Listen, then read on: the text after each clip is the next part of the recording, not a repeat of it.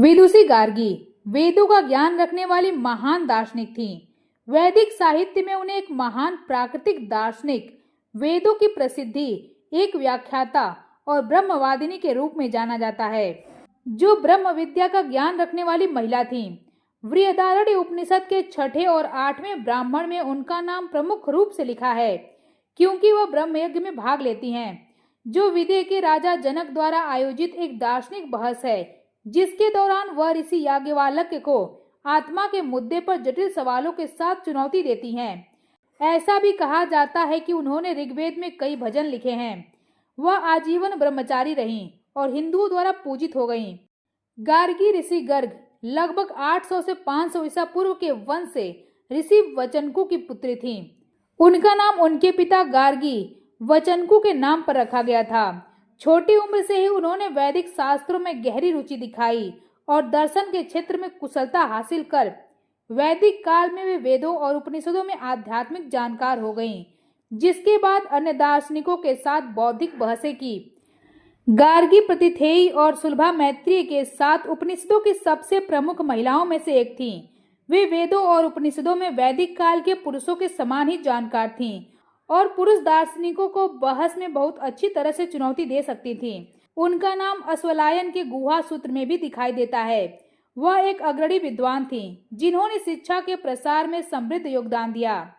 बृहदारण्यक उपनिषद के अनुसार विदेह साम्राज्य के राजा जनक ने राजसूय यज्ञ का आयोजन किया और भारत के सभी ऋषियों, राजाओं और राजकुमारों को इसमें भाग लेने के लिए आमंत्रित किया।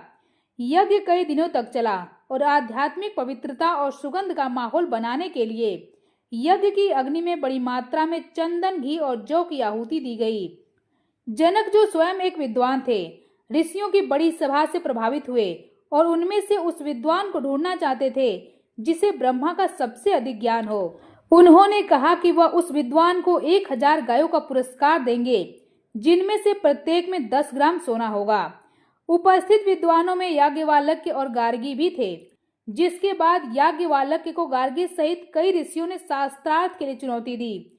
जनक के पुरोहित अश्वल, आर्तभाग, भुजयु, उशास्ता, उद्दालक जैसे ऋषियों ने याज्ञवल्क्य के साथ शास्त्रार्थ किया और हार गए। अब चुनौती लेने की बारी थी गार्गी की।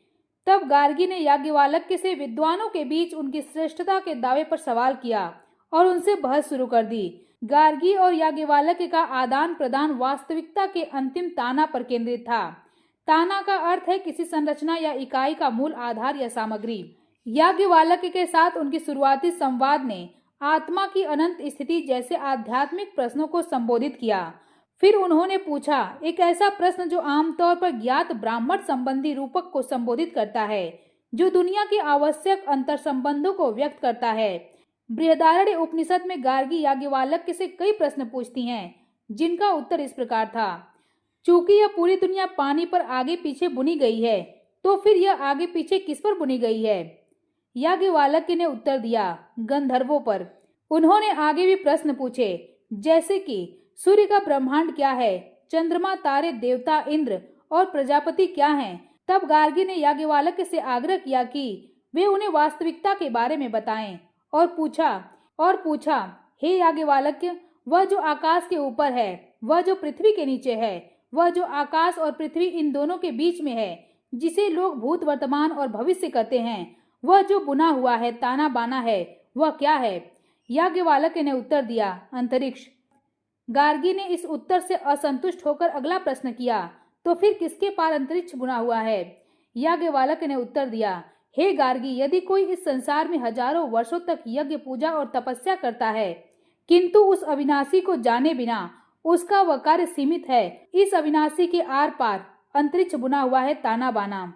फिर गार्गी ने अंतिम प्रश्न पूछा, अविनाशी संसार क्या है? जिसके बाद याज्ञवल्क्य ने गार्गी से आगे न बढ़ने के लिए कहा, ताकि वह अपना मानसिक संतुलन न खो दें।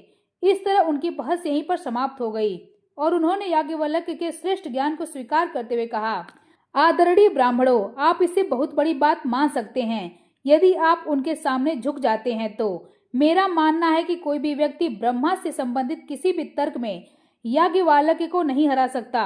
उनके दार्शनिक विचारों का उल्लेख छांदोग्य उपनिषद में भी किया गया था, गार्गी ने ब्रह्मवादिनी के रूप में ऋग्वेद में कई भजनों की रचना की, जिसमें सभी अस्तित्व की उपस्थिति पर सवाल उठाते हैं। आगे चलकर गार्गी को मिथिला के राजा जनक के दरबार में 9 रत्नों में से एक के रूप में सम्मानित किया गया।